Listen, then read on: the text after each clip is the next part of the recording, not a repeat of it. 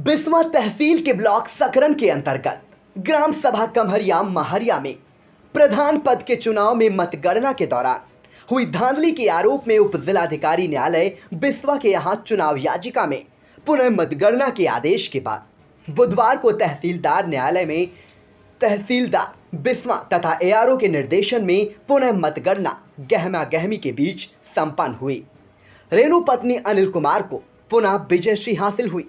मतगणना के दौरान राजेश पुत्र सियाराम को 766 मत मिले, जबकि उसके निकटतम प्रतिद्वंदी रेणु पत्नी अनिल कुमार को 795 मत प्राप्त हुए, जिसमें 29 मतों से विजयी घोषित हुई। गौरतलब है कि चुनाव के दौरान मतगणना में गड़बड़ी के आरोप को लेकर राजेश पुत्र सियाराम ने आरोप लगाया था कि उनकी प्रतिद्वंदी रेणु पत्नी अनिल 3 मतों से जबरन गलत तरीके से मतगणना करके विजयी घोषित किया गया है। इसको लेकर उन्होंने उप जिलाधिकारी के न्यायालय में चुनाव याचिका प्रस्तुत की थी, जिसमें दोनों पक्षों के अधिवक्ताओं ने तथा साक्ष्य एवं गुण दोष के आधार पर उप जिलाधिकारी अनुपम मिश्र ने एक आदेश पारित कर पुनः मतगणना के आदेश दिया था, जिसमें कहा गया था कि उक्त मतगणना तहसील न्यायालय बिस्वा में तहसीलदार बिस्वा अविचल प्रताप सिंह तथा एआरओ व अन्य सहयोगी स्टाफ के द्वारा प्रत्याशियों की उपस्थिति में संपन्न होगी।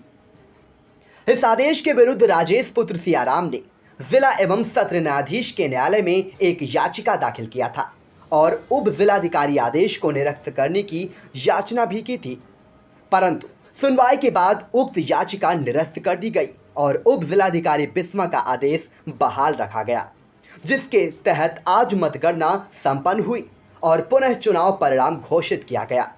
इस बार उससे अधिक मतों से रेणु विजयी हुई हैं। विजयी प्रत्याशी रेणु ने इंडिया से क्या कहा, आप भी सुनिए। ग्राम कमहरिया महरिया। यहाँ आज आप क्या करने आई? यहाँ कराने आई हूँ मतगणना, फिर से काउंटिंग। पुनर्मतगणना हो गई है? जी हो गई। इस बार जो मतगणना पुनर्मतगणना हुई है उसमें आपको क्या लगा? मतगणना बिल्कुल सही हुई, नियमानुसार हुई? बिल्कुल सही हुई।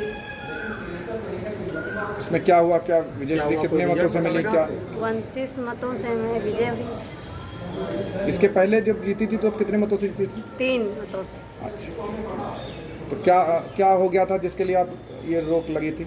ये कह रहे थे कि बेईमानी से आप जीती। किसने आरोप लगाया था? ये राजेश। अच्छा, ये बताइए, अब आप प्रधान पूरी तरह से बन गई हैं जी। और पहली बार प्रधान बनी है? इसके पहले भी आप प्रधान रही हैं? पहली बार प्रधान रही।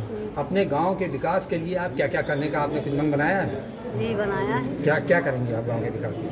हम अपने विकास में बहुत कुछ करेंगे, इसीलिए तो कुछ तो आपने कुछ बनाया होगा। क्या सड़कें बनवाएंगे, क्या करेंगे? कुछ बना आपने बनाया होगा। पहली बात हुई है, ठीक है। आप कितना पढ़ी लिखी हैं? पढ़े लिखे कुछ नहीं। अच्छा, 5वां पास है। 5वां पास है, चलिए कोई बात नहीं। लेकिन आपने विकास के लिए क्या मन बनाया? क्या क्या विकास करेंगे आप? सड़कें बनवाई, स्कूल बनवाया। अभी इतना काम ही नहीं मिला, ये मेरे पीछे ही शिक्षा के क्षेत्र में। देखिए, चूँकि आप महिला प्रधान हैं और ये सरकार जो है, योगी जी की जो सरकार है, महिलाओं के लिए बहुत कुछ कर रही है, चाहे वो फ्री राशन हो या और तमाम चीज़ें। तो महिलाओं के लिए आपका कुछ करने का कुछ मन है? उनके लिए, उत्थान के लिए कुछ करेंगे? महिलाओं के लिए करेंगे। हमको मौका तो ये दे तब तो करेंगे। मौका तो आपको मिलेगी। अब इसके बाद कोई अदालत नहीं है जहाँ आपको कुछ हो, आप तो फाइनल हो जाए। महिलाओं के लिए करेंगे। हमारे पास आर्थिक मतलब जो है कॉलोनी हम बनाएंगे।